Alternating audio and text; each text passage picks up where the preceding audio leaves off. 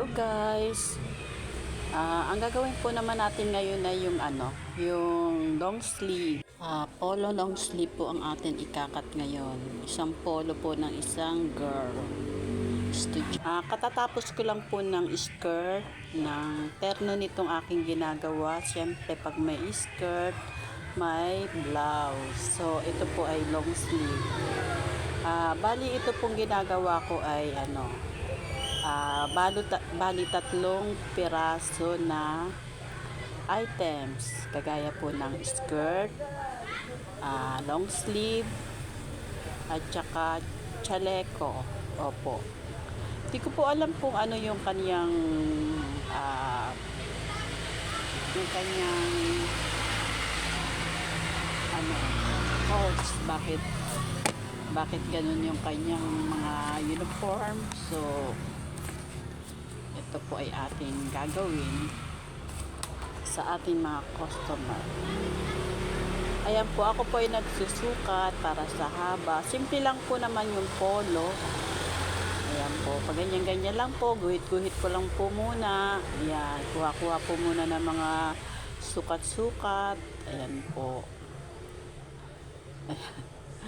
And then pagkatapos po nito ay bukas ay tatahiin naman po siya. Ayan. Ganyan lang po ako magkuha ng mga sukat-sukat. Kakaiba po doon sa iba. Yung iba po kami po kasi mananahi. Kami po mga hindi po kami pare-pareho ng style lang paggawa ng mga bagay na damit. Kami po ay may kanya-kanyang kanya-kanyang style. Yan po naman yung aking style. Ganyan lang po.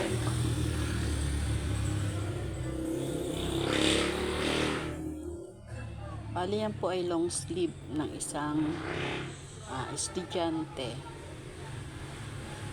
Polo lang po muna tayo. Tapos itatapat po natin yung front, gagawa po tayo ng back. Ayan po. Medyo mataas po talaga ang balikat ng sa back. Kagaya na sabi ko sa inyo, hindi sila pantay. Diba? Sa alinman-tahi po, ang balikat po dapat mataas ang back. Kasi po yung ating shoulder minsan ay mataba, diba? Hindi po siya pwedeng maging pantay. Pero dun sa nakikita ko po na iba na tinatabas, nakikita ko po halos pantay. Hindi ko alam bakit. Opo. Sa t-shirt po, oo, pwede po. Kasi ang t-shirt po ay nahahatak. Pero pag yung mga cotton na ganito po, hindi po talaga siya pwedeng ipantayin. Ayan. Diba? Ganyan po. Back and front na po yan. Sukat-sukat lang po muna tayo kung tama ba yung ating ginagawa. Siyempre po may mga allowance tayo. Hindi po pwedeng eksakto dahil yan po ay polo eh. Kung po sa mga gown, yan, kailangan po fit na fit siya. So itong ginagawa ko naman to ngayon ay yung pinaka-sleeve niya. Yes po. Bali yung sleeve na po niyan, ang pinaka-cups niya po ay gray. Yung gray na po yun, kukunin natin yung tela dun sa gagawin natin chaleco. At yung color po niyan ay gray din. Opo. Halos color at saka ang cups. Ang cups niya sa wristband ay kulay gray. Bali, kukunin po natin yung sa kakatin natin na chaleco. Yes po, bali, isusunod ko na po dyan yung chaleco. Ganyan lang po. Yan po yung sleeve natin. Ganyan lang po ako magsukat ng sleeve. Ganyan lang po ako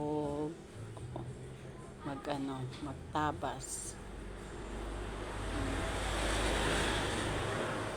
Ayan po ang sleeve na yan bali gagawa po tayo ng magbibiyak po talaga tayo dyan ng slit. Hindi po yung kagaya ng mga pang elementary na pinag-ano ko lang po. Iba po yan kasi pandalaga na talaga siya. Tapos na po, bali kukuha pa po tayo na mamaya ng pinaka-cups niya sa goy. Thank you for watching po. Follow and share.